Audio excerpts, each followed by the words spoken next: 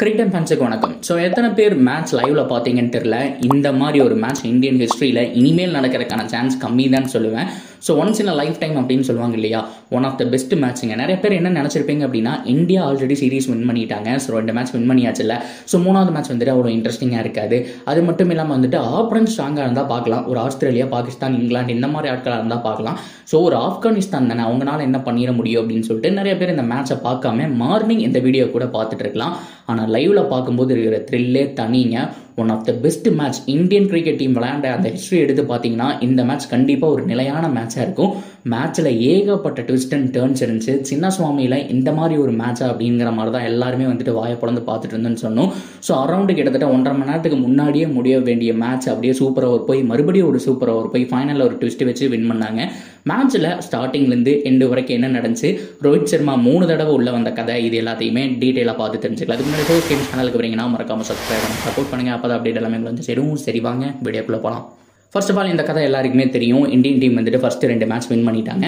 Afghanistan team வந்துட்டு ஒரு ஆறுதல் வெற்றியை தேடி இந்த மேட்சுக்கு வந்தாங்க அப்படின்னு தான் சொன்னோம். ஸோ ஆரம்பத்திலேயே இந்தியன் டீம் தான் ஃபர்ஸ்ட் பேட்டிங்.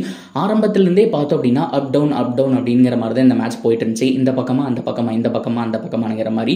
ஆரம்பத்தில் வெறும் 22 ரன்னுக்கு 4 விக்கெட், அதாவது ரொம்ப எதிர்பார்த்த ஜெய்ஸ்வால் சீக்கிரம் அவுட் ஆயிட்டாரு. ஸோ சின்னசுவாமியை எதிர்பார்த்து காத்துட்டு இருந்த விராட் கோலி வந்த மொத்த ball out, crowd total silent. இன்னொரு பக்கம் சிவம் தூபே இந்த சீரீஸ் ஃபுல்லாமே நல்லா பண்ணிட்டு இருந்தாரு. ஸோ 6 பால் பிடிச்சி 1 ரன்ல அவுட். அதுக்கப்புறம் சஞ்சு சாம்சனுக்கு ஒரு வாய்ப்பு கிடைச்சது. அவர் உள்ள வந்தோடனே பார்த்தோம் அப்படின்னா ஃபர்ஸ்ட் பால் டக். இந்த மாதிரி ரொம்ப கேவலமான பேட்டிங் டிஸ்பிளே அப்படிங்கிறத பார்த்துட்டு இருந்தோம்.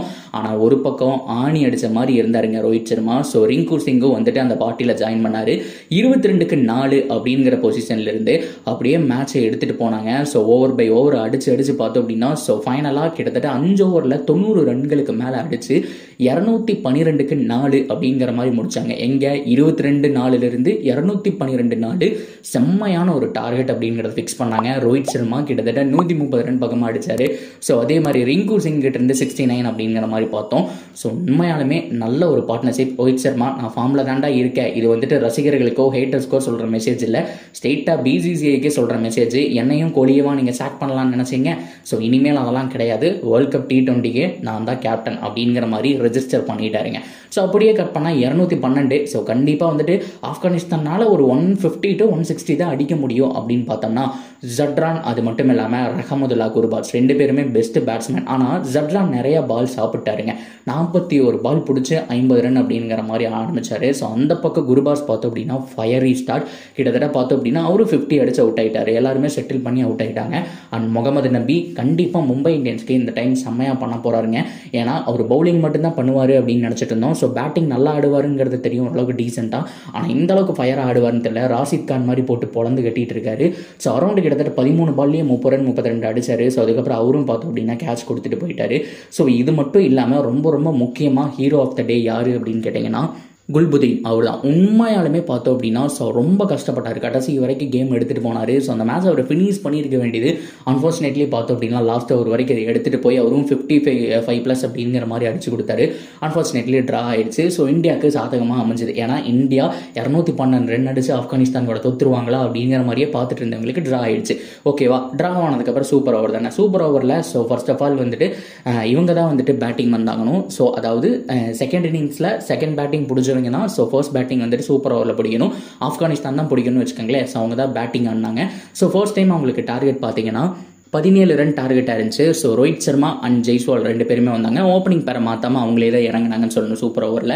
ஸோ 17 ரன் ஆப்கானிஸ்தான் டார்கெட் அடிச்சு கொடுத்துட்டாங்க. ஈஸியாக ஜெயிச்சுவாங்க அப்படின்னு பார்க்கும்போது ரோஹித் சர்மா தெரிக்க விட்டாருங்க 2 6. ஆனால் அதுக்கப்புறம் ஜெய்ஸ்வால் கிட்ட ஸ்ட்ரைக் கொடுத்தோன்னே அவரு பார்த்தோம் அப்படின்னா அவுட் ஆயிட்டாரு. ஸோ அதுக்கப்புறம் வந்துட்டு வந்த ரிங்கு சிங்கு பார்த்தோம் அப்படின்னா ஃபினிஷ் பண்ண முடியாமல் போயிடுச்சு. ஸோ ரோஹித் சர்மா வந்துட்டு வெளியில் போயிட்டாரு, ரிங்கு சிங் தான் ரன் ஓட சொன்னாங்க.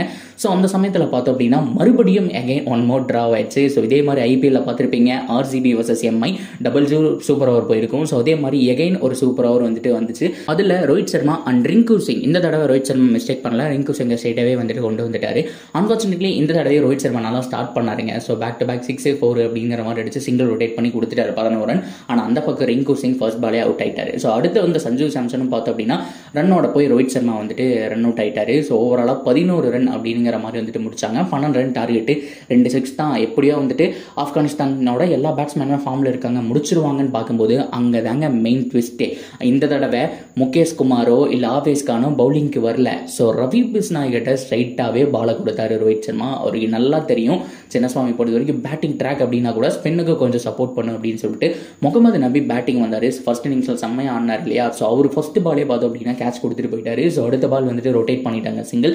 அண்ட் ரஹமத்துல்லா குருபாஸ் அவர் அடிச்சு முடிச்சு வச்சிருவாரு. ஸோ கண்டிப்பாக இன்னொரு 10 ரன் தானே வேணும்னு எதிர்பார்த்துட்டு இருக்கும்போது அவரும் தூக்கி அடிச்சு ஸோ சிக்ஸ் போகுமான்னு பார்க்க கேட்ச் பிடிச்சி ஸோ இந்தியன் டீம் மேசிவான ஒரு வெற்றியை வந்துட்டு கொண்டாடினாங்க. ஸோ இன்னைக்கு ஹீரோ ஆஃப் த டே கண்டிப்பாக ரோஹித் சர்மா தான்.